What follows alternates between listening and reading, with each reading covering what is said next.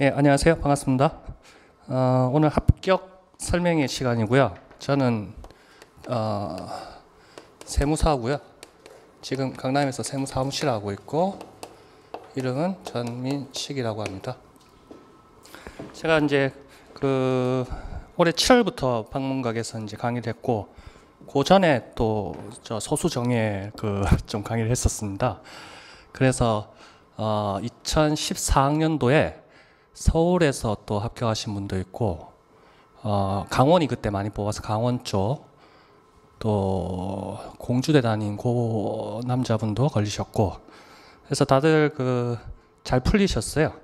그리고 올해 7, 8, 9, 10 이렇게 강의한 거에 대해서는 결과가 조금 있으면 이제 나오실 건데, 선생님들 이제 다 연락을 해보니까 잘 보신 분도 계시고 조금 기대를 하고 있는데 모르겠네요. 그거는 오늘은 큰 부담을 가지실 필요는 없습니다. 큰 부담을 가지시지 마시고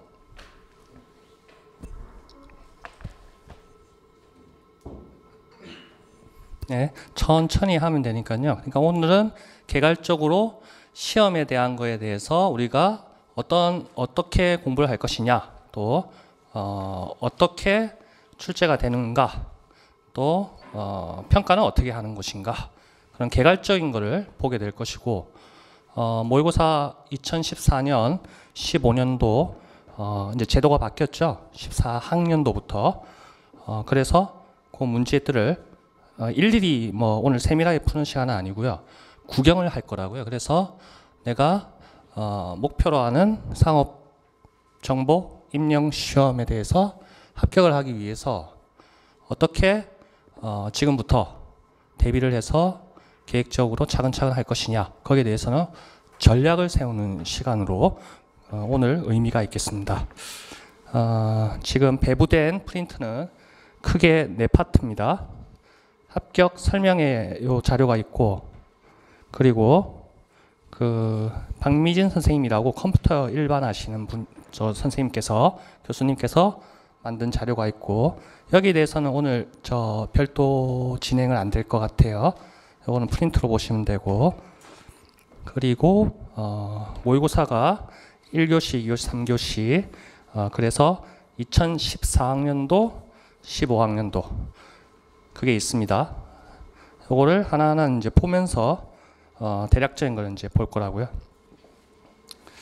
그래서 이제 다들 잘 아실 겁니다. 공부도 오래 하셨고 다 기본 자질들이 있는 선생님들이기 때문에 제가 이제 장시간 뭐 시험 공부를 어떻게 해야 된다, 뭐 이런 것을 상세히 말할 그런 자격은 안 되는 것 같고요.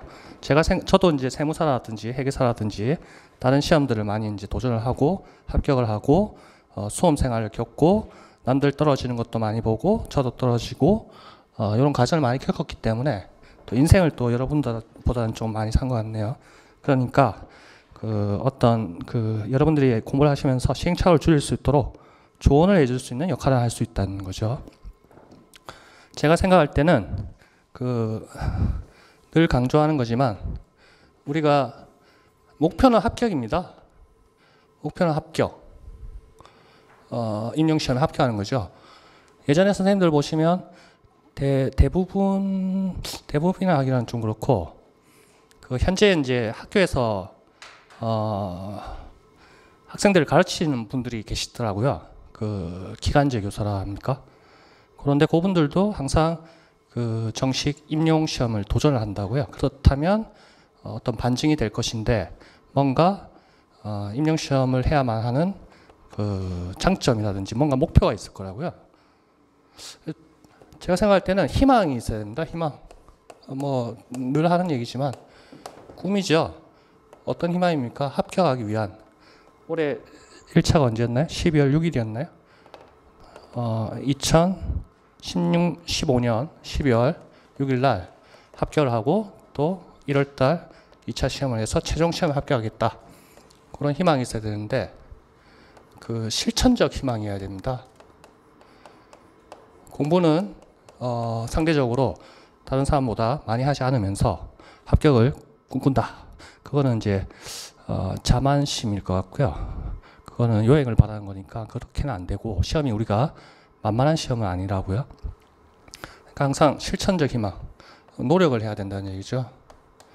노력. 어떤 노력을 해야 됩니까? 계획적인 노력을 해야 됩니다. 자, 이러한 것들하고 그 다음에 자신감이 있어야 됩니다. 자신감. 시험의 절반은 제가 생각할 때는 자신감이라고 생각합니다. 그러면 자신감의 밑바탕에는 그게 있어야 된다고요. 끈기가 있어야 된다고요. 끈기. 끝까지 포기하지 않는다. 그러니까 1차 시험장이든 2차 시험장이든 종이 울리는 순간까지 최선을 다해서 한자라도 적겠다. 그겁니다. 그게 있어야지만 결국에 이제 목표를 달성하게 된다고요. 1년 내도록 열심히 공부한 사람이 있습니다. 1월 1일부터 할까요? 시험 12월 6일 할까요? 1년 내도록 열심히 공부했는데 결국 끈기나 자신감이 없는 사람은 마지막 일주일을 남겨두고 자신감을 상실하게 됩니다. 왜? 공부는 많이 한 것 같아요. 그런데 기억은 안 나요. 할 거는 많은 것 같아요. 그러면 시험이 가까워 올수록 자신감은 상실되고 부담감은 100배, 200배 상승할 것이고, 그럼 결국 포기하게 된다고요, 스스로. 물론 또 안 그런 분도 계시겠지만 대다수가 포기를 합니다, 스스로. 자신과의 싸움에서 이기지 못한다고요. 저도 예전에 항상 이런 식으로 해서 이제 실패를 많이 했었고, 그러니까 제일 중요한 일주일, 한 달, 뭐 2, 3일 전, 그리고 직전, 시험 바로 직전, 그리고 시험 치러 가는 버스 안, 지하철 안, 시험장에 도착해서 남들보다 좀 일찍 가서 한번 다 훑어보는 이런 마지막까지의 끈기가 있어야 된다고요. 종치는 순간까지 한자라도 더 적겠다. 그게 결국에 합격을 하게 됩니다. 별거 아니잖아요.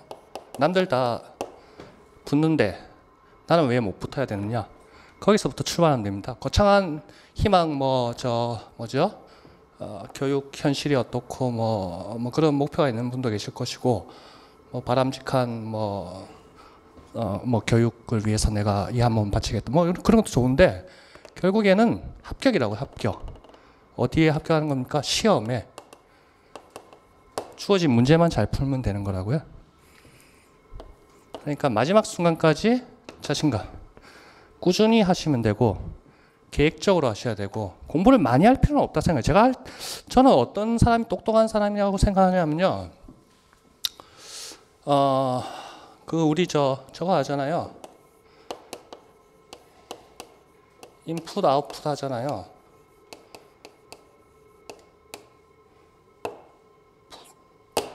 효율이랍니까? 효율? 이건 합격 아닙니까? 합격. 이거 A4 한 장 받으면 된다고요? 합격. 이걸 좀 줄였으면 좋겠어요. 남들이 이렇게 해서 똑같은 A4 한 장 합격증 받는 것보다 나는 주어진 시간에 효율적으로 공부해서 덜 시간을 들이고 덜 노력을 하더라도 효율적으로 해서 합격을 하겠다. 그러려면 어떻게 해야 됩니까? 전략이 있어야 될 것이고, 요령이 있어야 될 것이고, 이 책 저 책, 이 강의 저 강의 쫓아다닐 필요도 없을 것이고, 그 모든 거에 다 아까 자신감입니다. 자신을 믿는 것. 나는 할 수 있다. 그래서 앞으로도 계속 제가 강조를 드릴 겁니다. 자신감을 잃지 않으셔야 되고, 그래야 꼭 합격을 하십니다. 여기까지만 하고요. 목차 보세요. 자, 첨부 보십시오. 2015학년도 기출문제 우리가 받았죠. 14학년도 기출문제 받았죠. 우리가 내용을 이제 보겠지만 크게 1교시, 2교시, 3교시 나눠지고 1교시 교육학, 2교시 전공 A, 3교시 전공 B. 다 그 제도가 2013학년도까지 객관식이었고, 그 전에 물론 또 주관식 2008년도 학년도까지는 주관식이었죠. 그리고 4학년도 14학년, 15학년도부터 이런 식으로 바뀌었다고요. 기술형, 기입형, 서술형, 논술형 이렇게. 그 두 번째 그렇게 제도가 바뀌고 나서 요전날 쳤던 게 두 번째 시험이라고요. 요거 이제 한 번씩 훑어볼 것이고 1번 봅시다. 경쟁률 합격선. 자, 제가 도전하는 우리 시험에 있어서 얼마나 많은 사람들이 응시를 하고 또 그 합격은 그 응시자들 중에서 몇 명이 하느냐. 물론 지역별로 편차가 차이가 있다는 얘기죠. 그렇다면 내가 응시 지역을 잘 선택하는 것도 합격을 위한 목표 달성을 위한 전략이 될 수 있다고요. 그것도 보게 될 것이고 그 다음에 2002번요. 2015학년도 지금 6년도는 아직 그 나온 게 없으니까 가장 최근에 시험 일정입니다. 경기도 교육청 시험 일정, 뭐 장소 발표 이런 내용 한번 볼 것이고 3번에 보면 범위하고 내용 있죠. 여기에서 우리가 어떤 과목, 어떤 내용들을 공부해야 되느냐 테두리가 주어진다고요. 범위가. 그러면 그것을 먼저 전체를 보고 우리가 덤벼야 되겠죠.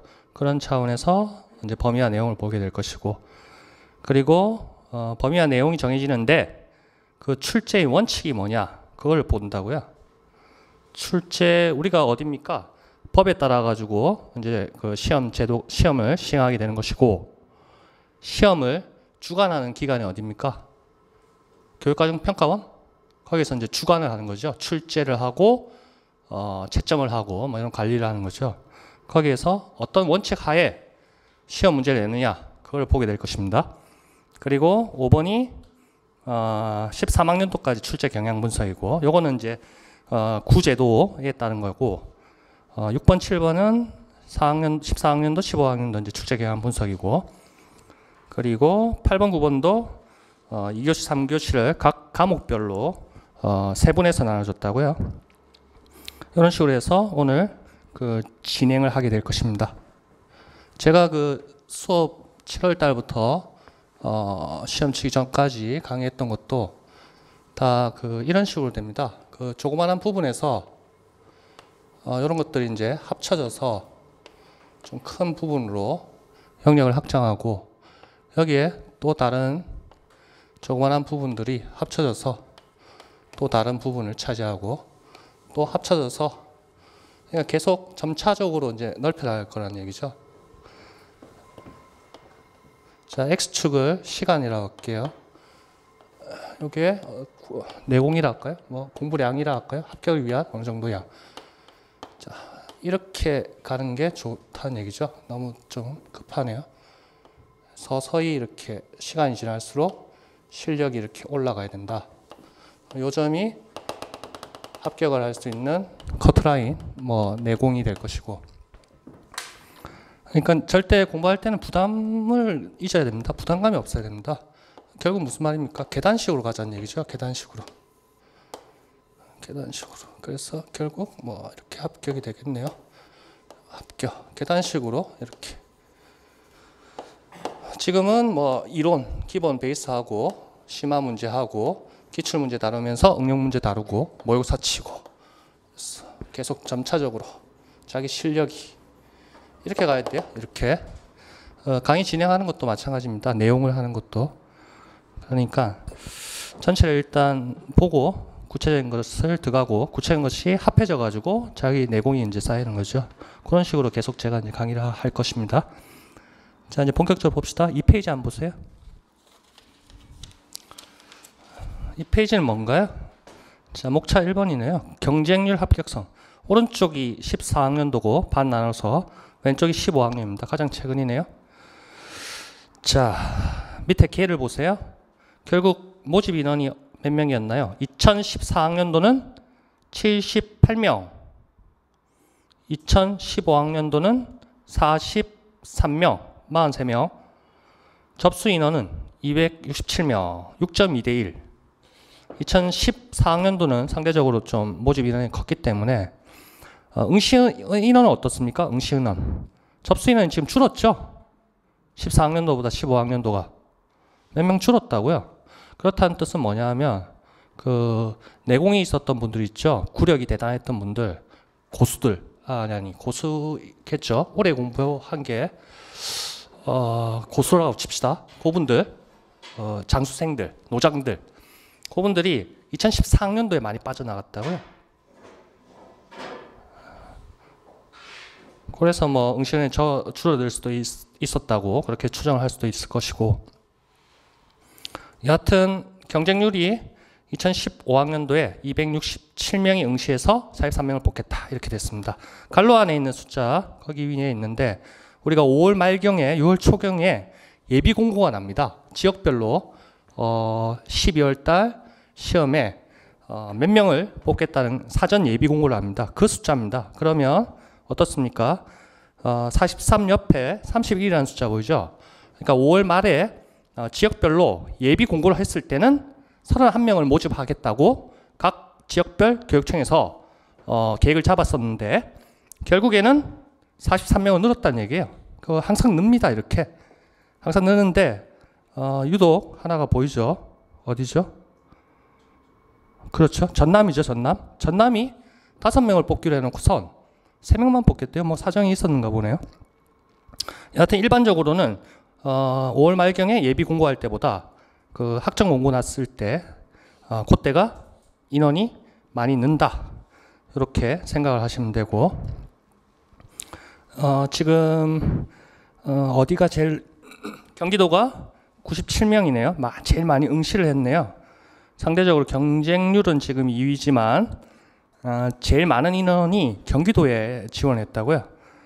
왜냐? 모집 인원도 12명으로 좀 많았을 것이고, 또 여기 수도권에서 공부하시는 분도 많이 있을 것이고, 그래서 아마 그렇게 된 것 같다. 14학년도도 하나씩 한번 보세요. 한 번씩 보시고, 제가 봤을 때는 경쟁률은 사실은 무의미한 것 같습니다. 지역이나 이런 것은 요령껏 그 합격을 하기 위해서 조금 그 작년에 경쟁률이라든지 커트라인이 조금 낮은 지역으로 전략적으로 지원하는 것도 물론 합격을 위한 목표 달성을 위해서 좋은 수단이 되겠지만, 뭔가 조금 그렇게 열심히 공부하고 그 남들과 경쟁이라서 사실 어쩔 수 없지만 조금 자신 있게 소신껏 지원하는 것도 좋지 않느냐, 저는 그렇게 생각하고요. 지금 2페이지 보고 있습니다. 자, 그 2014학년도 그 제일 오른쪽 보세요. 1차 커트라인 보세요. 이 커트라인 점수에 지금 그 가산점이 붙었을 거라고요. 지금 15학년도부터는 가산점 제도가 폐지되었다고요. 그런데 의외로 이게 많이 높은 거라고는 제가 생각이 안 듭니다. 사실은 이게 1차 컷이 1차가 100점 만점인가요? 근데 지역별로 또 다르다고요. 가산점 붙고 이러면. 그런데 여하튼 만만한 숫자일 것 같아요. 크게 어려운 게 아니라고요.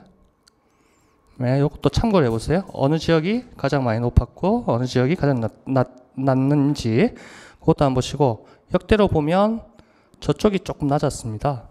저기 강주, 전남 이쪽이 조금씩 매년 좀 낮은 듯하고, 서울이 2014학년도에 제일 높았는데 4명밖에 안 됐는데 여기에 그 붙은 분이 계세요.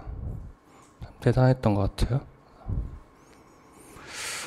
자, 이렇게 경쟁률 합격선 보시고요. 내년에는 어떻게 될 것이냐, 그거는 지금 중요한 건 아니죠. 그런데 아마 올해보다 줄으면 안 될 텐데, 그거는 사전 예비 공고도 5월달에 나오는 걸 봐야 될 것이고, 줄지 않기를 좀 바라고요. 그리고 이제 시험 일정입니다. 그 경기도 교육청에서 이제 모집 공고, 학점 공고 났던 거를 지금 거기에 지금 제가 적은 겁니다. 다 아시겠지만 1차 시험, 2차 시험 이렇게 우리가 시험이 나눠지고요. 1차 시험은 1교시가 교육학, 2교시가 전공 A, 3교시 전공 B 이렇게 하네요. 올해는 12월 6일 날 토요일 날 쳤고, 시간은 60분, 90분, 90분. 제가 봤을 때 시간은 충분한 것 같습니다. 그 순발력이 필요할 만큼, 예전 객관식 시험처럼 순발력이 필요할 만큼 시간이 부족하지는 않을 것 같아요. 자, 이렇게 있고 공고가 11월 28일 날 나오고 저기 시험 장소 공고가 나오고 뭐 그런 겁니다. 2차 시험은 실기, 실연, 뭐 면접 이렇게. 이쪽은 2차는 1차만 붙으면 2차는 뭐 큰 문제는 없을 거라고 저는 이렇게 보고요. 예전에 2014학년도 시험에서는 지금 1월 6일 날 이제 합격자 1차 합격자 발표가 나면 어떻게 될지는 모르겠지만 2014학년도에서 서울하고 대전은 저걸 했다고요. 실기를 했다고. 실기. 면접 전에 하루 날 잡아서. 그때 문서와 그 사무자동화 그런 문서 그런 지역 서울하고 대구였는데 재무제표 전체적으로 작성하는 그런 것도 있었고. 근데 그 계획이 언제 나오느냐? 1차 합격 발표일에 나온다고요. 그러니까 올해는 어떻게 될지 한번 지켜봐야 될 텐데 그건 1월 6일 날 발표 나면 이제 나오겠죠. 여하튼 그 평소에 그 회계학이라든지 이런 쪽에 전체적으로 그 회계 순환 과정하고 회계 순환 과정 전체적으로 이해하기 위해서 구체적인 테마들을 다 다루었다면 충분히 하실 수 있는 내용이니까 별 힘들지는 않을 거라고 생각합니다. 자, 2페이지까지 해서 일정 받고 3페이지 보세요. 발표. 자, 1월 6일 날 화요일 날 나네요. 얼마 안 남았습니다. 그리고 최종 합격자는 2월 4일 날 나더라. 자, 출제 범위. 이게 이제 우리가 봐야 될 거죠. 우리가 이제 합격을 하기 위해서 시험 공부를 할 때 어떻게 시험이 출제되느냐 그걸 한번 보면서 하죠. 자, 1차 시험입니다. 2차는 우리가 나중으로 넘기고 1차 시험 보세요. 1교시 교육학 60분 있고 2교시 전공 A, 3교시 전공 B라고요. 그렇게 해서 총 전공이 80점, 교육학이 20점, 100점 만점. 1차 시험이 이제 100점 만점이라는 얘기죠. 자, 어떻게 나눠줍니까? 우리의 시험은 논술형, 기입형, 서술형 이거라고요. 논술형은 뭡니까? 논술이잖아요. 논술. 서술이 아니고 기술, 서술이 아니고 논술이잖아요. 그럼 논한다는 얘기 아닙니까? 자기의 주장을 논한다. 그러면 핵심 키워드, 그 출제자가 요구하는 핵심 키워드가 다 있습니다. 그 출제하실 때 그 핵심 키워드 위주로 이제 채점이 들어갈 것이고 앞뒤로는 살만 붙이면 된다고요. 그러니까 논술형 문제 그런 타입. 그다음에 기입형은 뭔가요? 기입형은 주관식 그렇죠. 손으로 쓰는 거니까 주관식이라고 봐야 되는데 기입형은 뭐죠? 용어를 본다고요. 이따 이제 모의고사 보시면 될 텐데 여기 해당하는 용어는 무엇인가? 주로 이제 용어를 물어본 거. 또 뭐 회계학 같으면 계산해서 금액을 적는 것이고 단답형이라고요. 쉽다고요. 그리고 서술형도 마찬가지입니다. 서술형도 기입형 소문항이 몇 개가 합쳐져 가지고 하나 5점짜리니까 뭐 두 문항, 세 문항 뭐 이런 식이라고요. 또 간단하고 논술형이 그 3교시의 논술이 하나당 10점짜리니까 여기에 좀 배점이 높죠. 그렇게 있다는 것만 일단 아세요. 교육학에 대해서는 제가 요걸 말씀 안 드렸구나. 학원 커리큘럼이 교육학이 있고 그리고 우리가 전공 A가 있고 마찬가지 전공 B인데 여기까지는 여기는 제가 교육학을 전공한 사람도 아니기 때문에 여기는 제가 하는 게 아닙니다. 교육학 그 유명하신 분들 자기 본인 스타일에 맞는 그 강사님하고 책 찾아서 본인이 하시면 되고 방문각 학원에도 많이 계실 거고요. 전공 A, 전공 B가 이게 크게 제가 나눌 때는 어떻게 나누시나요? 여기에 교과, 교육론, 교과, 교육론, 교육학이라 하기도 하고 그게 교육과정론이잖아요. 교육과정. 별책 23호 그것만 보면 될 것이고 여기에서 이제 뭔가 베이스가 돼야 될 것이고 요게 두 개가 자 여기도 제가 안 합니다. 제가 못 하는 거죠. 이거는 그 그러니까 가장 9월달 뭐 이럴 때 중간에 특강을 한번 했습니다. 요 교육 전공하신 분이 학원에서 특강을 했다고요. 그리고 2015년 1월 달부터 학원에서 또 이 과정을 개설할지 그거는 계속 선생님들하고 조율을 하고 있다고요.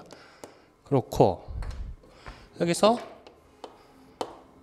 회계학이 있을 것이고 회계 원가를 포함할 것이고 상업 경제가 있고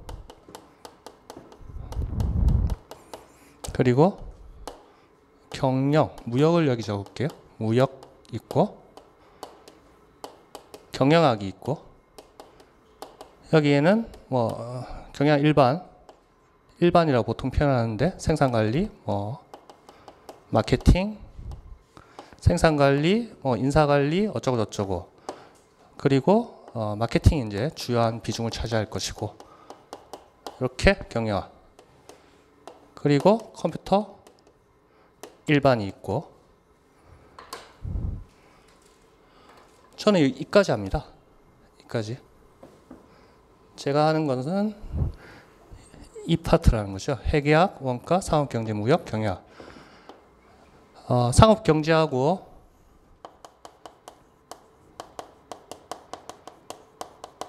무역은 이렇게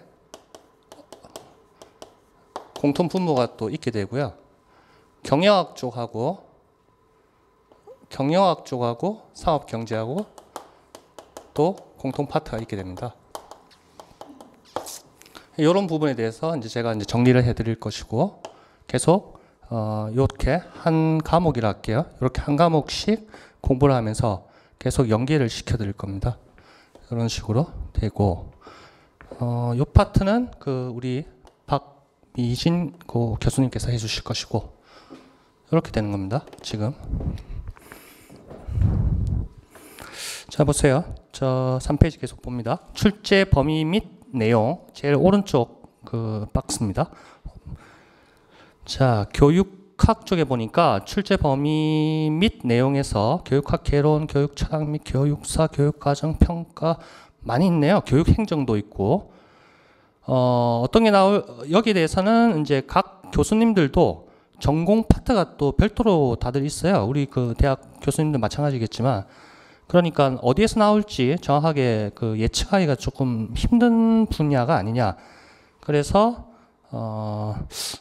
어떤 교육학 강의하시는 분 제가 뭐 그냥 간단하게 들어보니까 집어서 시험장에 들어가기는 위험 부담이 너무 큰 과목이다. 이렇게 말씀하시는 선생님이 계시더라고요. 강사님이.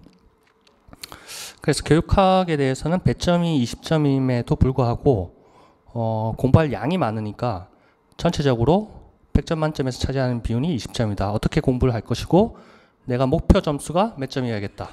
이게 사전에 이제 전략이 짜져 있어야 됩니다.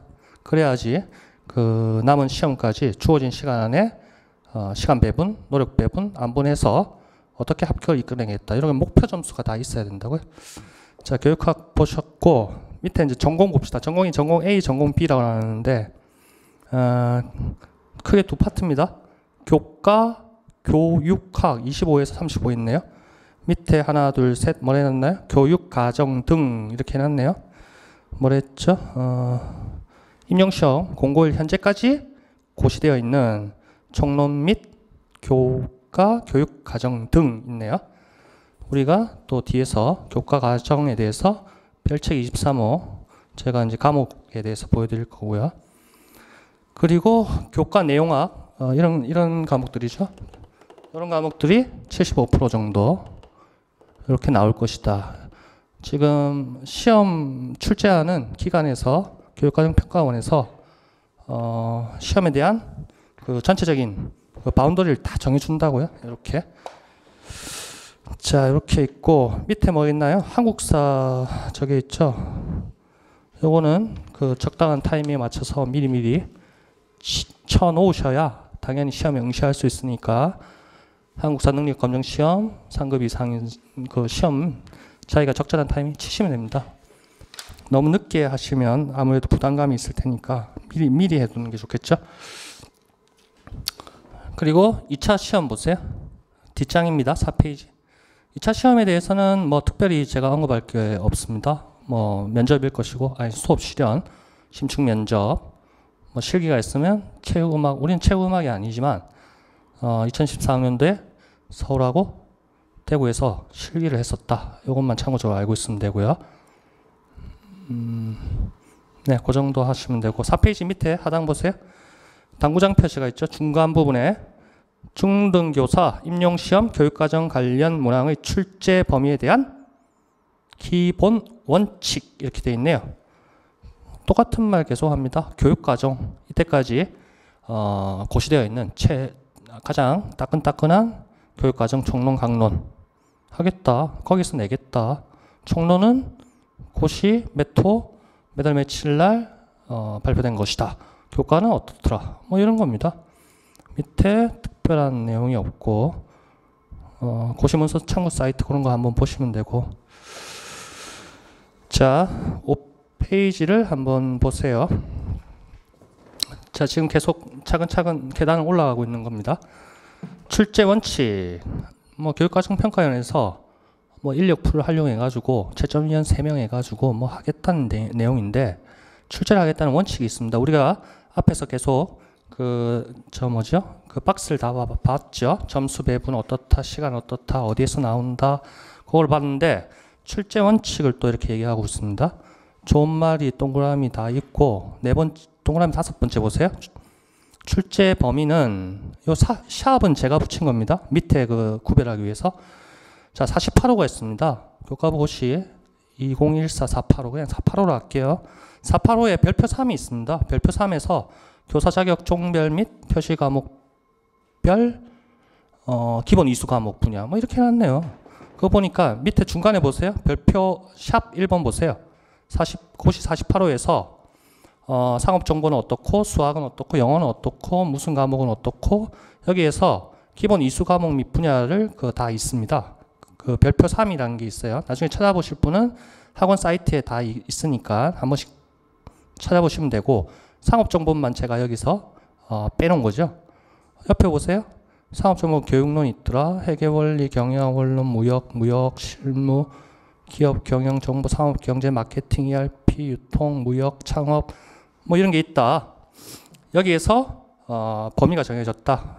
뭐 이런 게 있고 그 밑에 샵 2번을 보세요. 그거는 교육과정입니다. 이건 별책 23호라고 제가 얘기할게요.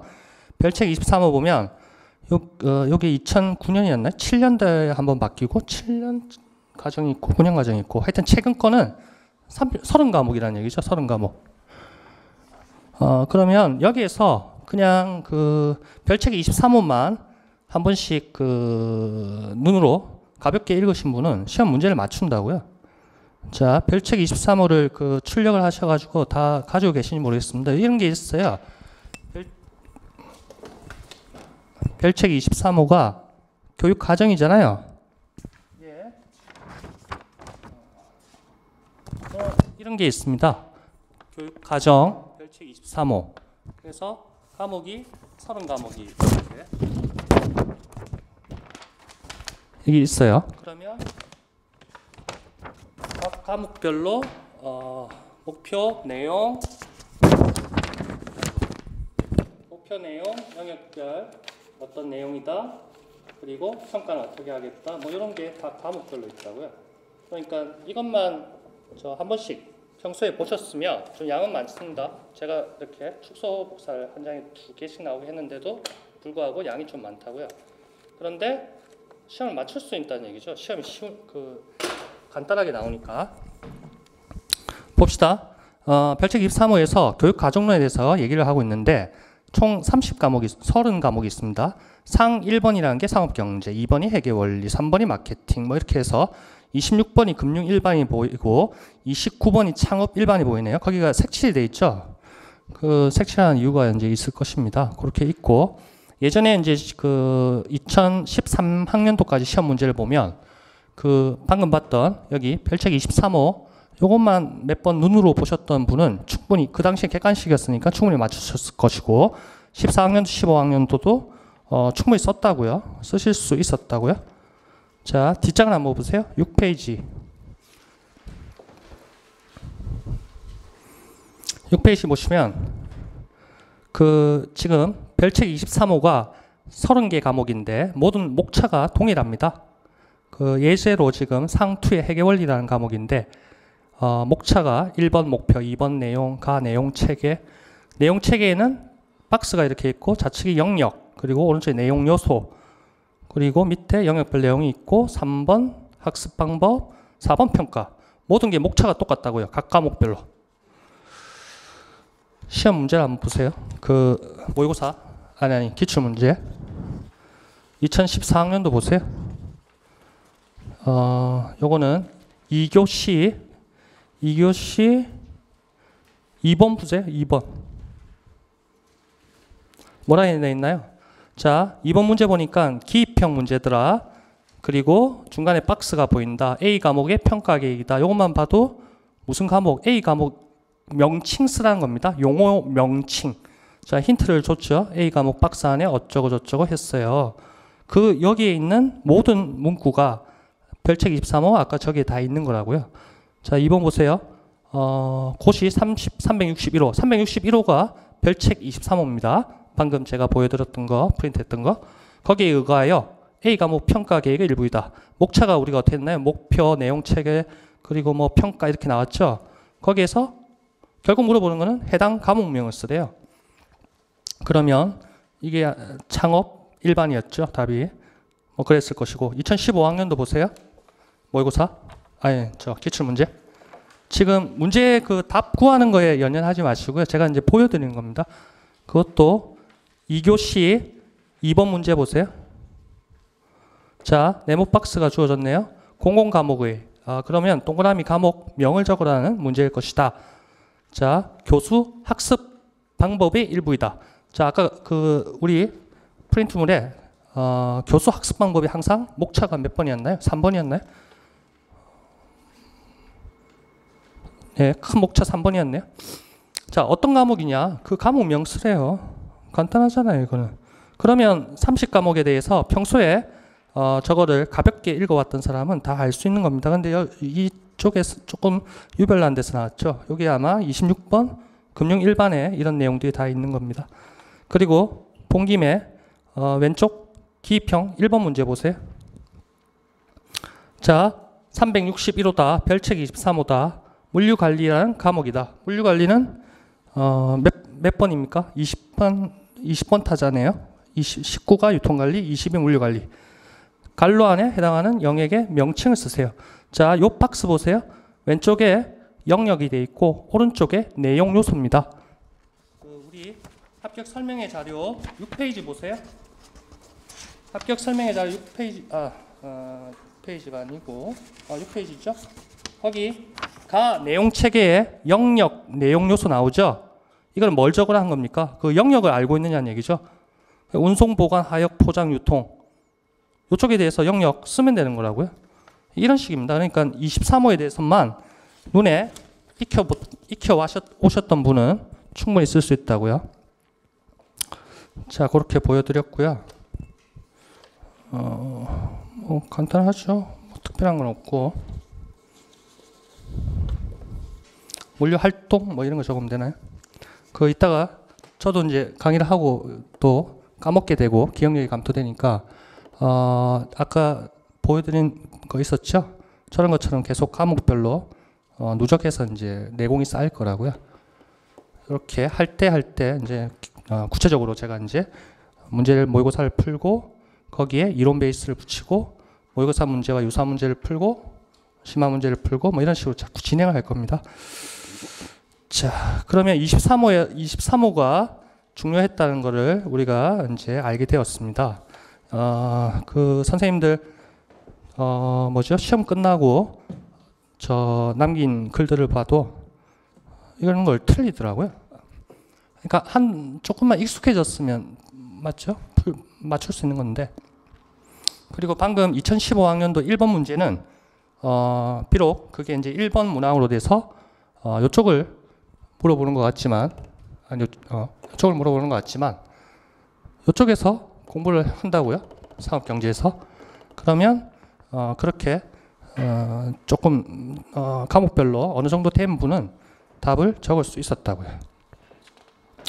자, 그런 게 있는 걸 보여드렸고, 6페이지 보세요. 그 합격 설명의 자료. 그 샵 3번을 보세요. 샵 3번은 뭐 이거는 특별한 거는 없는 것 같습니다. 그 요것도 그 저게 있습니다. 이게 왜 제가 여기를 적었냐면 저걸 보세요. 5페이지 그 위에서 맨 마지막 동그라미를 보세요. 특히 그 출제 원칙입니다. 교육과정 평가원 사이트 가서 한번 출력을 해서 보시면 될 겁니다. 제가 근데 똑같은 내용을 적었고요.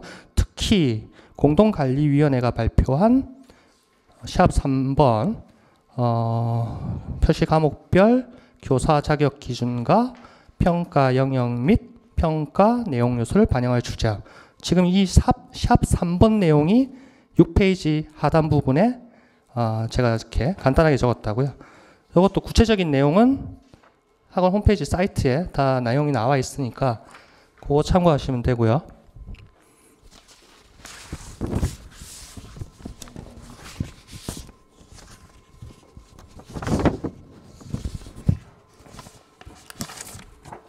이런 게 있습니다.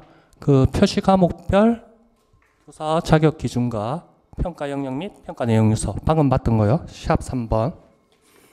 그러면 여기에 교과 교육학 내용학에서 평가 영역 내용 요소 그리고 여기 좀 과목이 옛날 그 7차 개정 그 과목으로 표시가 되어 있어요. 근데 어떤 과목이 있다는 거. 그러니까 이걸로 시험 문제가 만들어지진 않을 것이고요. 그 시험 문제 어떤 범위를 정하는 역할을 하니까 한번 눈으로만 가볍게 보시면 됩니다. 별책 23호는 꾸준히 보시고 방금 샵 3번 이거는 간단히 한 번만 훑어보시면 되는 그런 게 되고요. 6페이지에 보면 그 영역에 회계 순환 과정 거기에 또 색칠이 돼 있죠. 회색으로. 우리는 왜 컬러로 인쇄를 안 해주는지 모르겠네. 회계 순환 과정 그것도 방금 그 2015 학년도 1번 문제 물적 유통 그거 물어보듯이 회계 순환 과정 그게 답이었다고요. 오른쪽까지 내용 요소를 보여줍니다. 거래 기록, 시산표 작성, 수정 분계. 그러면 왼쪽에 갈로를 해서 용어를 적어라. 무슨 영역인가? 그럼 회계 순환 과정 적으면 된다고요.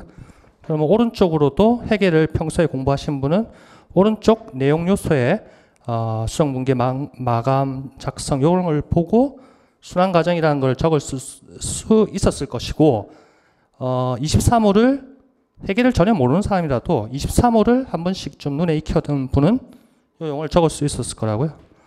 이거는 뭐 누구나 다 적었을 거라고 생각합니다. 예전에는 그렇게 나왔어요. 2007차년도 그 과목이 바뀌었잖아요. 별책 23호가 지금은 30과목이었는데 예전엔 32과목이었습니다.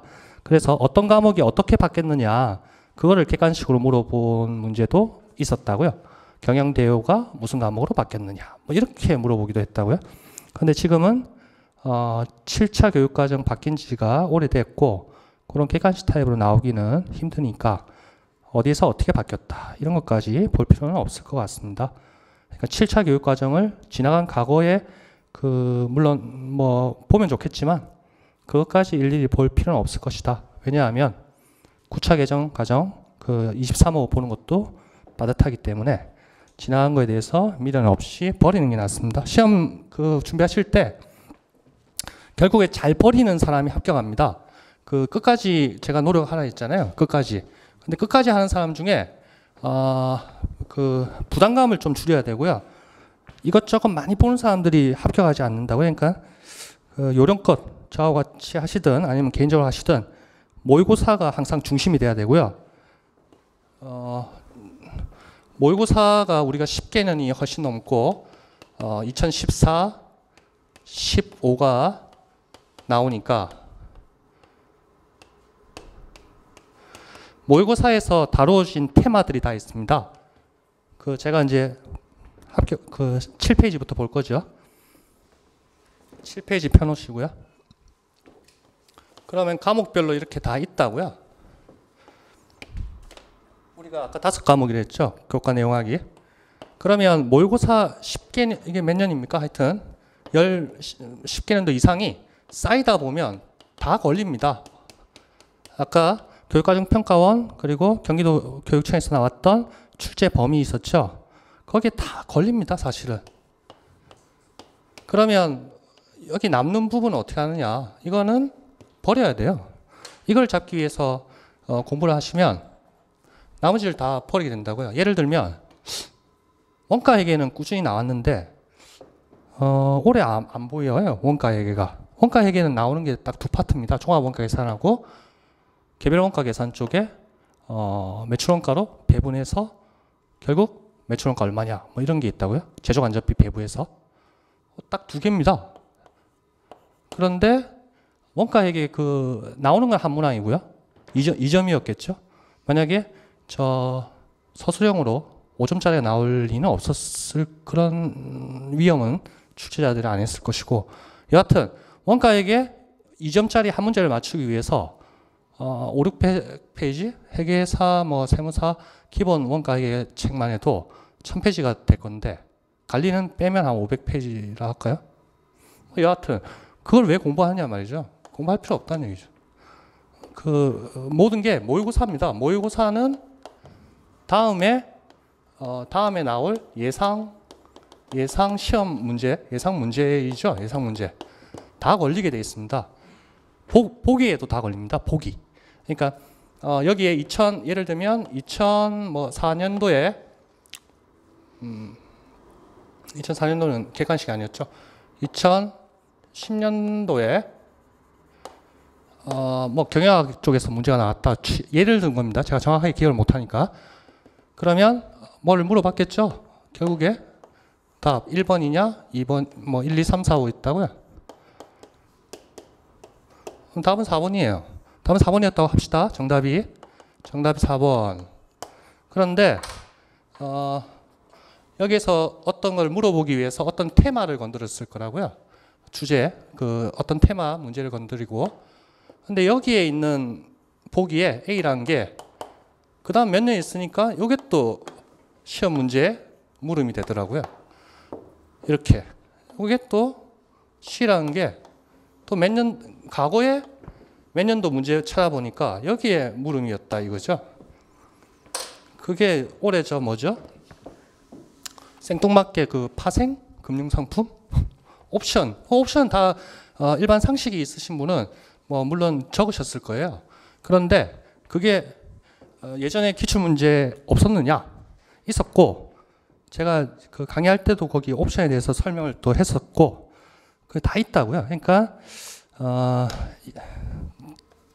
제 생각이지만, 제 주장이지만 기출문제를 다루면서 거기에 그 다룬 테마들을 10년도 이상을 다 뭉치다 보면 시험에 대비할 수가 있다는 얘기죠. 시험을 위해서 떳떳하게 이제 준비가 되는 거죠. 이것저것 책을 볼 필요는 없을 것 같습니다. 제가 볼 때. 자, 봅시다. 7페이지. 교육과정, 회계, 플러스 원가, 상업경제, 무역. 상업경제하고 무역을 이렇게 묶어서 출제 비율하고 문항수를 제가 이렇게 작성했습니다. 그리고 경영학 쪽에는 마케팅이 물론 포함되어 있고, 마케팅이 논술 쪽에서도 2014학년도에 나왔었고, 이때까지 객관식 문제를 봐도 마케팅을 많이 물어봅니다. 왜냐하면 경영학 전공하신 분 중에 마케팅 하신 분이 많거든요. 그래서 그렇고, 컴퓨터 일반은 우리 박미진 교수님께서 해주실 것이고, 보세요. 뭐 70점일 때가 있었네요. 그 오른쪽 총 점수 보세요. 뭐 70점일 때가 있다가 이제 80점으로 어느 정도 올라갔다가 그 밑에서 세 번째 보면 8, 9가 두 줄로 돼 있죠. 8학년도까지는 주관식이었고요.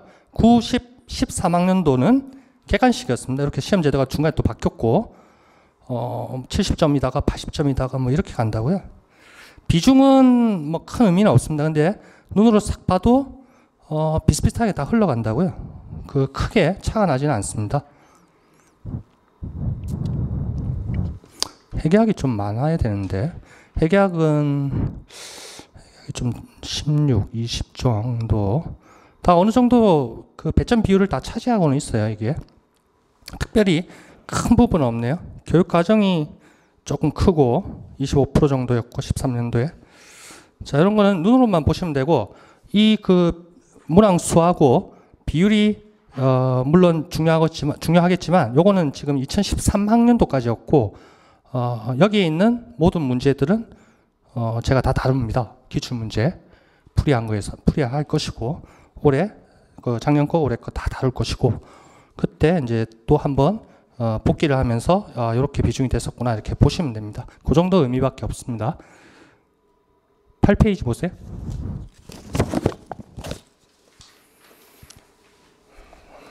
자, 8페이지를 피시고 14학년도, 15학년도도 옆에 한번 펼쳐보세요. 모의고사, 기출문제.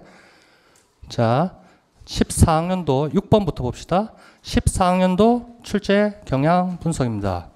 자, 오른쪽으로 갈수록 1교시 교육, 2교시 전공A, 3교시 전공B 이렇게 되어 있고 시험 과목은 앞서 계속 봤듯이 60분, 90분, 90분 시간은 충분하다. 그리고 과목은 1교시는 교육학, 전공A, 전공B 있더라. 자, 눈으로 한번 확인해 봅시다. 2014학년도 기출문제 한번 보세요. 첫 장이 뭡니까? 교육학이 되어 있네요. 거기 1교시라고 되어 있죠. 1차 시험에 되어 있고 1교시 되어 있고 배점이 어떻게 되어 있나요? 문항수는 한 문항, 배점은 20점, 시험 시간 60분. 이렇게 있네요. 뭘 물어봤나요? 2014학년도에는 결국에 박교사, 최교사 어떻게 대화를 하시고 밑에 답안 뭘 적으라 하네요. 위에 있군요. 위에 물음이 위에 있네요. 두 가지 관점에서 진단을 하라. 세 가지 측면에서 두 가지씩만 논하라. 이렇게 해서 총 20점이고 배점을 밑에 어떤 그 요소들이 들어가면 내가 점수를 주겠다. 이렇게 출제자가 이렇게 해놓은 겁니다. 교육학이 있다는 거 1교시 받고 뒤에 봅시다. 2교시 전공 A 보세요. 상단에 상단 조금 네 번째 줄 보면 1차 시험 2교시 전공 A 19문항이었네요. 50점이었다. 시험 시간 90분이더라. 이게 있고 그러고 보니까 기입형이 있네요. 밑에 1번에서 15번까지는 기입형이 있네요. 11문항 나왔다는데 왜 15번까지 밖에 없나요? 뒤에를 넘겨보니까 총 5면이네요. 5면. 5면에 보니까 15번까지는 기입형이었고 서술형이 5점짜리씩 네문항이 있었구나. 이렇게 구성이 되어 있네요. 자, 거기 보시고 그래서 총 배점이 50점이었다. 그리고 3교시를 봅시다. 3교시 BCG 매트릭스 보이고 강아지 있고 총 문항수가 몇 개인가요? 2개네요. 2문항이네요. 서술형이 2문항 되어 있네요. 그리고 뒷장에 보니까 논술형이 또 2문항이 있네요. 그래서 배점이 어떻게 된다? 20점. 이렇게 됐네요. 아니지, 30점이어야 되지. 30점이죠. 왜냐하면 서술형이 5점씩이니까 5 곱하기 2에서 10점. 논술형이 10점, 10점에서 20점. 그래서 30점.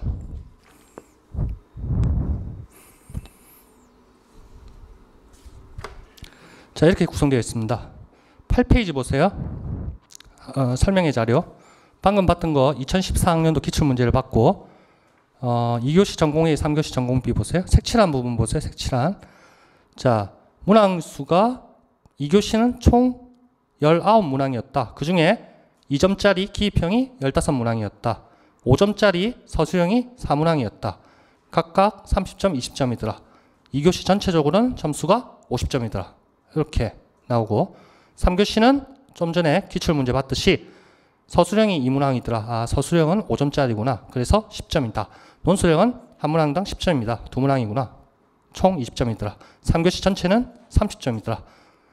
그러면 1교시 교육학이 20점, 2교시가 50점, 3교시가 30점에서 100점. 이렇게. 자, 색칠을 해놨는데 15학년도 봅시다.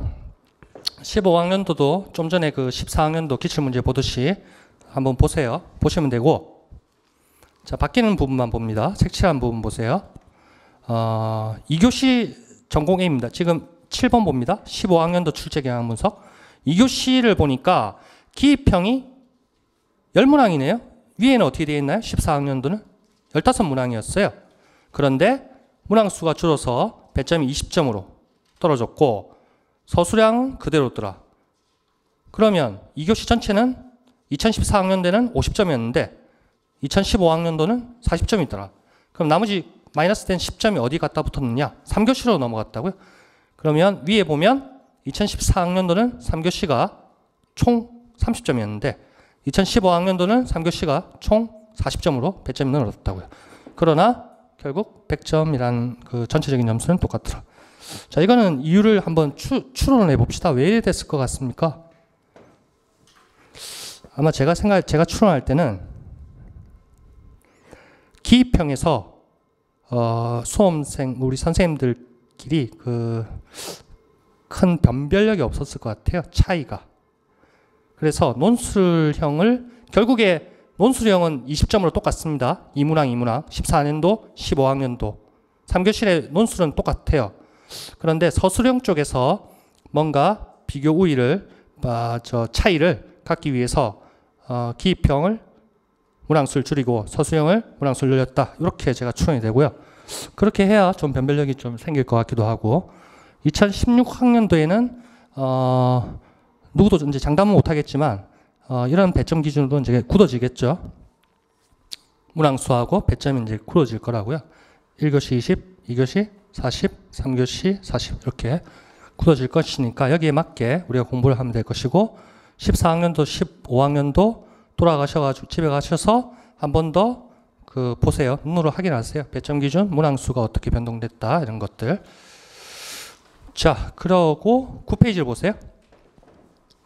자, 여기까지 그 2014학년도, 15학년도 출제 경향 분석을 했고 그 기입형 서술형이 어떻게 변경이 됐다 여기까지 봤습니다. 그러면 한 단계 더 나아가서 우리가 5과목으로 쪼갰는데 교육과정까지 하면 총 6과목인가요? 하나, 둘, 셋.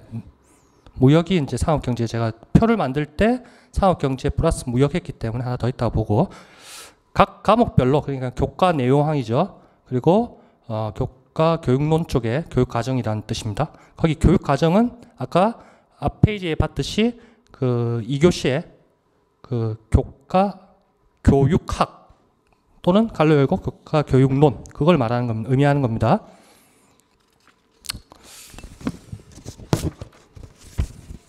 자, 과목별로 한번 보세요. 자, 큰 의미를 두지 마시고 14학년도, 15학년도가 어떤 식으로 변경이 되고 출제 그 비중이 어떻게 되느냐 그거를 비교하면서 보자는 뜻입니다. 왜냐하면 그래야지만 목표를 점수를 내가 잡을 수 있고 목표 점수가 잡히면 시간 배분을 할 수 있고 그렇게 된다고요. 자, 요거 하기 전에 제가 생각할 때는 그 과목이 많잖아요. 우리가 뭐 다른 임용 시험은 어떤지 잘 모르겠습니다. 수학이나 뭐 영어나 이런 과목에도 소규모 과목들이 나눠지긴 할 거라고요.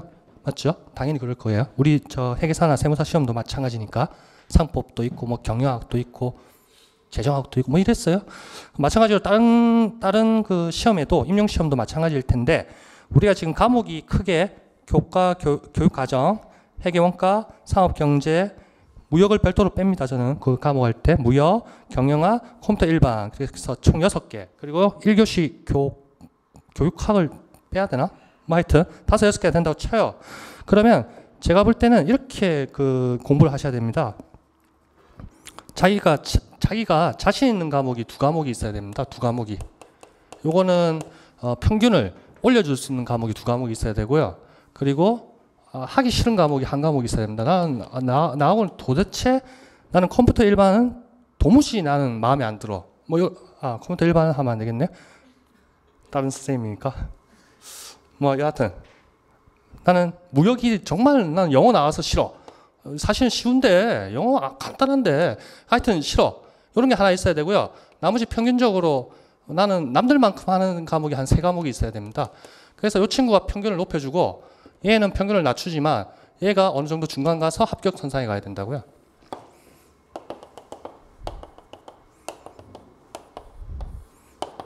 결국 이제 합격이 우리가 아까 커트라인도 아까 70 몇 점, 67점, 76점, 70 뭐 이래 했었는데 이렇게 가기 위해서는 내가 잘하는 과목 뭐라 할까요?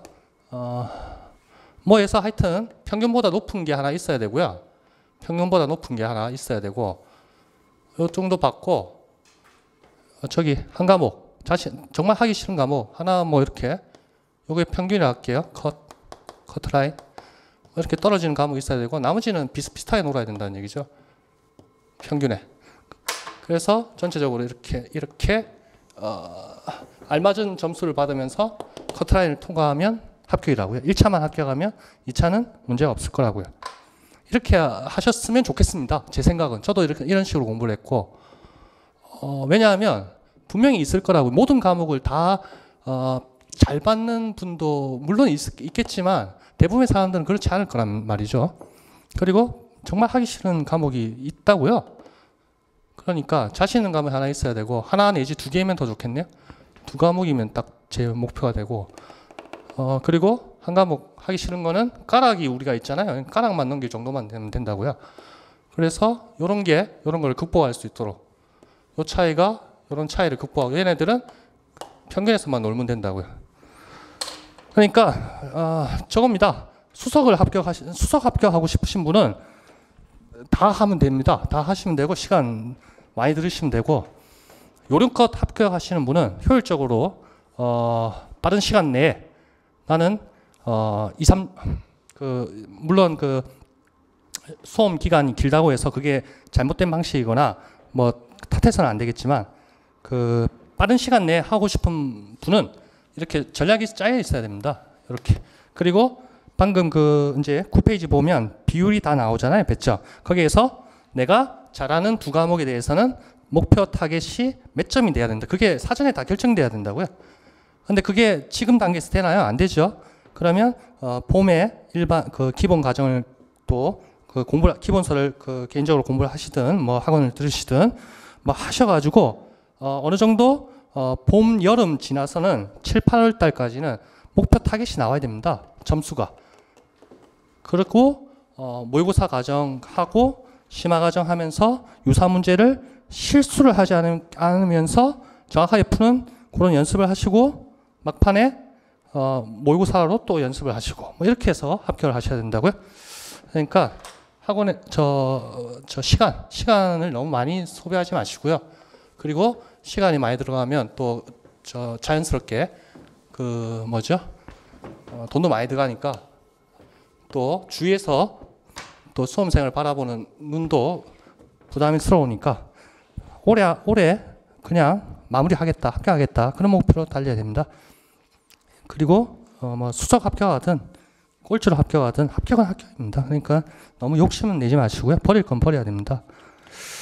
자, 그렇게 봅시다. 8번, 9번 봅시다. 8번이 2014학년도 2교시, 3교시 합한 겁니다. 합한 거.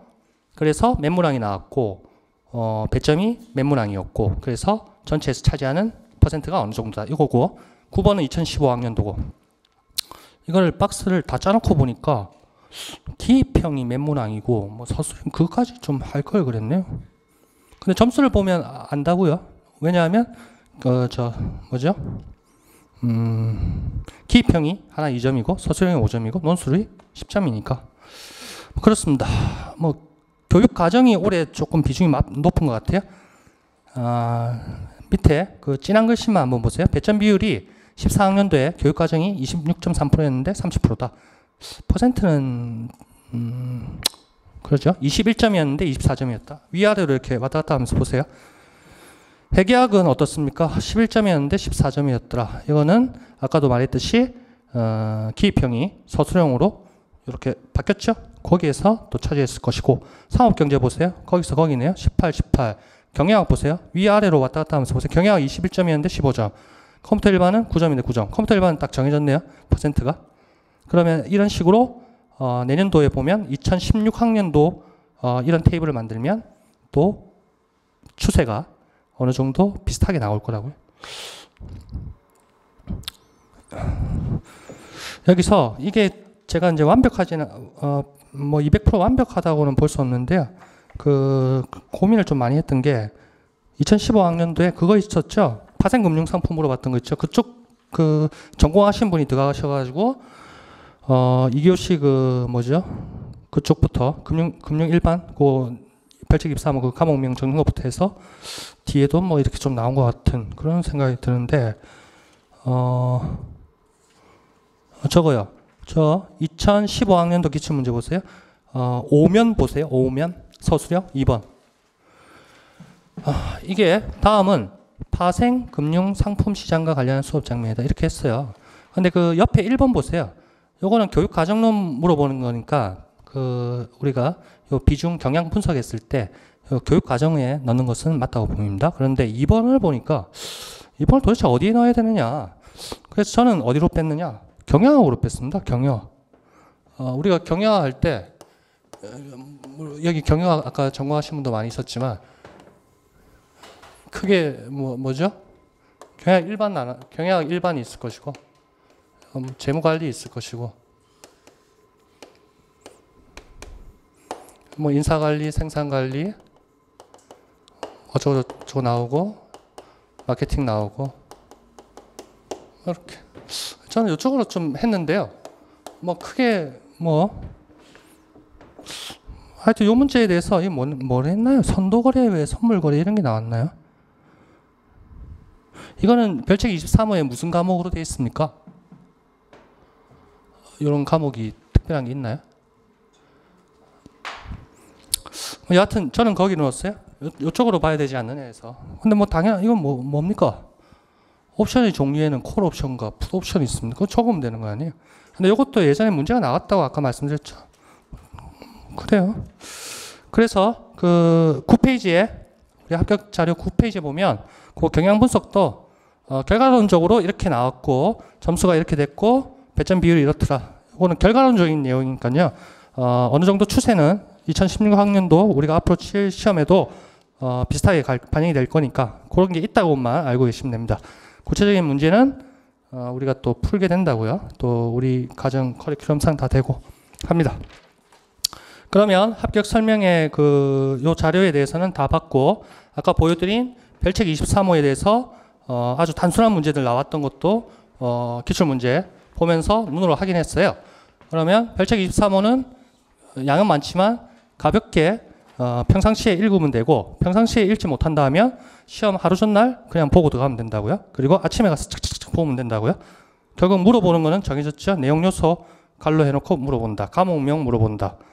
뭐 똑같잖아요. 예전에도 그런 식으로 계속 나왔고 딴 건 뭐 특별한 게 없죠. 문제는 간단합니다. 한번 볼까요? 2014학년도 이거 보세요. 지금 푸는 건 아닙니다. 14학년도 한번 보세요. 이제 한번 구경을 하고 가죠. 우리가 도전해야 될 시험에 대해서 눈을 한번 구경합시다. 자, 2014학년도 1교시 교육학이 있네요. 뭐 다 둘이 얘기를 하시고 선생님 두 분이 이제 말씀을 하시고 뭐 논해라고 쓰랍니다. 20점짜리고. 자, 2면 보세요. 그 2교시 전공 A 총 50점 됐네요. 자, 1번 문제 봅시다. 이것도 학습 내용, 교수 학습 활동 뭐 이렇게 있네요. 기억과 있듯 갈로 안에 뭐 적으면 되네요. 공통으로 들어갈 평가 유형을 쓰세요. 아까 별책 23회 평가 뭐 이런 것도 있었고 경영 과목 교수 학습 진도안 교수 학습 지도안 이걸 내가 모르니까 뭐 여하튼 쓰시면 된다. 이런 게 있더라. 2014학년도도 똑같은 게 나왔을 거라고요. 이런 게 있다고요. 지금 14학년도구나. 그리고 2번 보세요. 2번 그냥 그 과목명 적으면 되고 3번 보세요. 3번 뭐라 했나요? 해킹. 이건 뭐 디도스 적으면 될 것이고 4번 뭡니까? 마이너 기인론 있네요. 경영학 쪽에서도 기인이론 나오고요. 교육학 쪽에서도 기인이론 나오죠. 그 공부하셨을 거라고요. 뭐 교육할 때도 나오고 경영학 쪽에도 나오고 그 보통 14학년도 15학년도 그 문제 문항 번호가 거의 일치합니다. 과목하고. 그러니까 1번이면 교육과정, 10번이면 뭐 회계라 치면 그 2015학년도도 회계. 뭐 이런 식으로 비슷하다고요. 4번 뭐 이렇게 나왔고 5번 이건 상업경제지죠. 세무 대리점, 보조상의 지켜야 할 의무. 이건 뭐였죠 답이? 겸업금지 의무. 뭐 이렇게 적으면 된다고요. 6번은 매매계약서 나왔네요. 상업경제 쪽에서도 일반 계약 조건에 나오고 무역 쪽에서도 나오고 적으면 되는 거죠. 뭐 이렇게 나왔네요. 7번 이것도 대금 결제 방법 물어보는 거죠. 7번 적으면 되고 무역 쪽이고 8번 회계 간단한 문제 대선 숙남 나왔고 9번 회계 이건 뭐였더라 답이 용어의 정의잖아요. 그러니까 용어에 대해서 더 적으라 했으면 되고 DC형 이거 적으면 되고 10번 마케팅 조사 설문지 척도명수라고 다 그러니까 용어 뭐냐 이렇게 물어본다고요.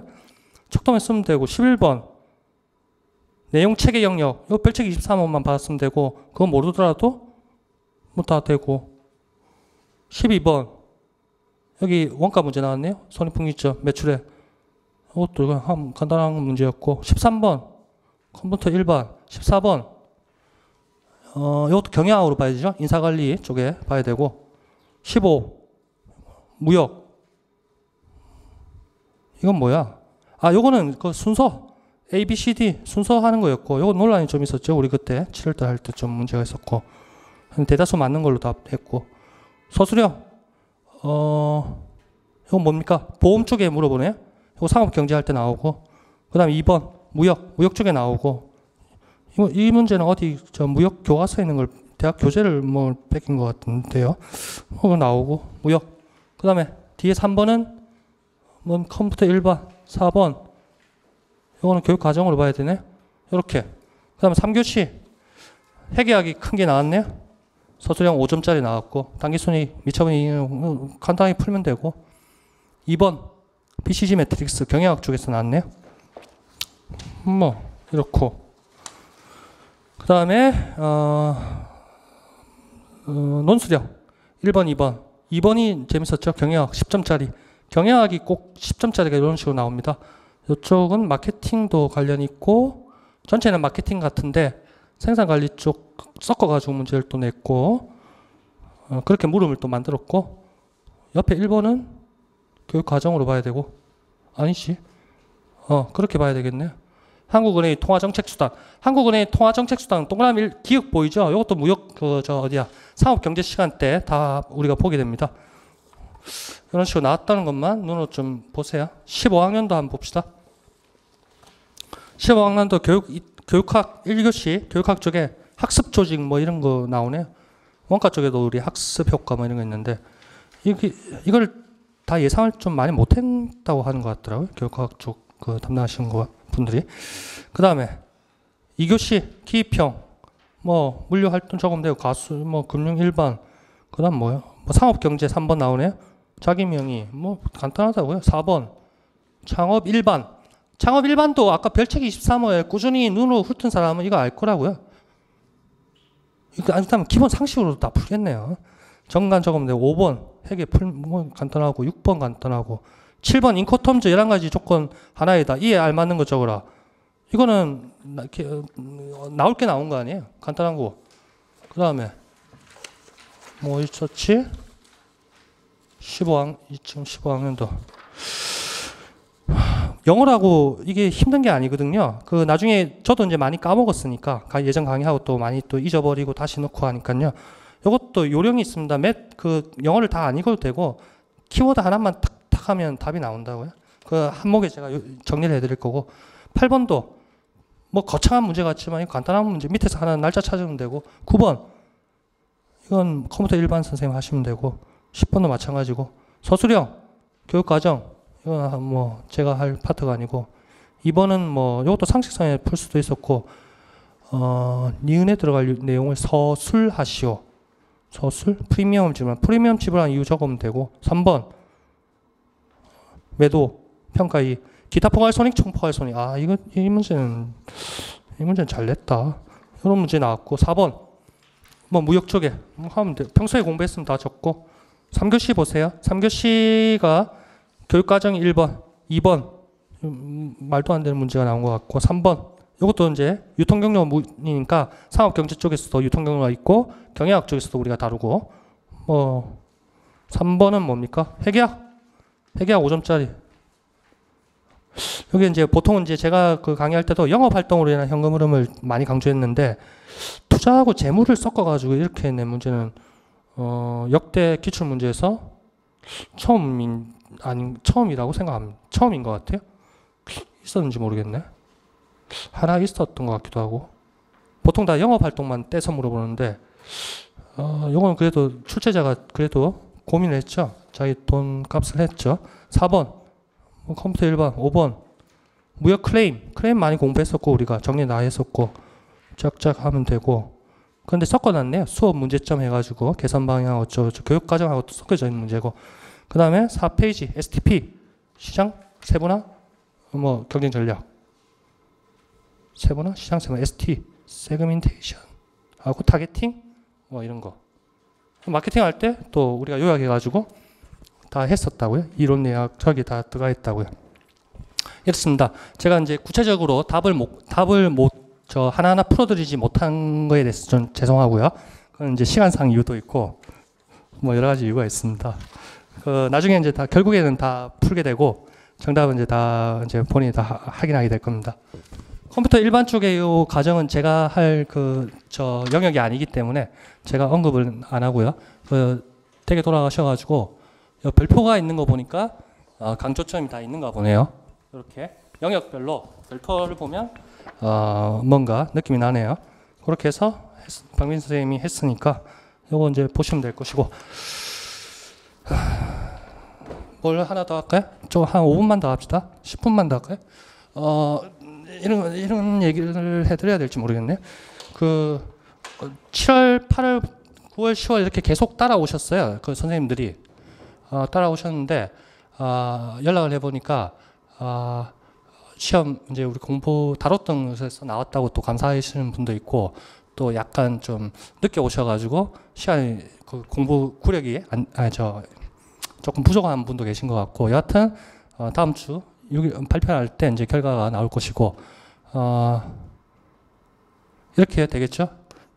1월, 2월 이제 기초가 되나요? 기초 이론 하면서 기출이 어떤 식으로 출제되었느냐 이렇게 해서 전체적인 거를 이제 시험이 어떻게 나오느냐를 보면서 이론 베이스를 깔아야 되죠. 예, 이론 베이스를 각 테마별로 깔고 문제가 어떻게 나왔더라 이렇게 이런 식으로 할 것이고 3, 5, 6 작년에 아니고 올해 7, 8월부터 제가 이제 방문가에서 모의고사를 했었고요.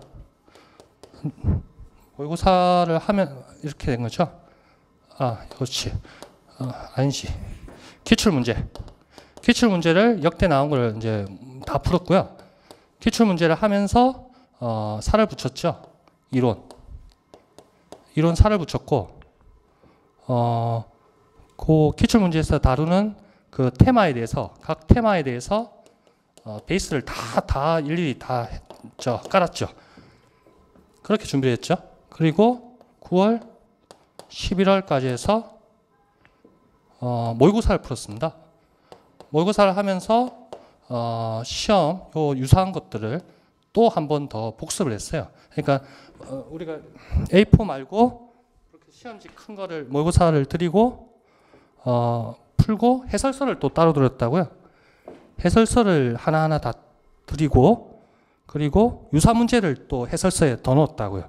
그래서 모의고사에서 각 문제에서 물어보는 테마에 대해서 요 이론을 한 번 더 복습하고 변형이 돼서 나왔을 때 어떻게 풀 것이냐 이런 걸 또 공부했고 이게 정확하게 날짜가 어떻게 계획이 하고 협의될지 모르겠습니다. 이게 이제 깔렸으니까 기초 이론에다가 심화 이론이 해야 될까요? 좀 더 하여튼 살을 붙이는 거죠.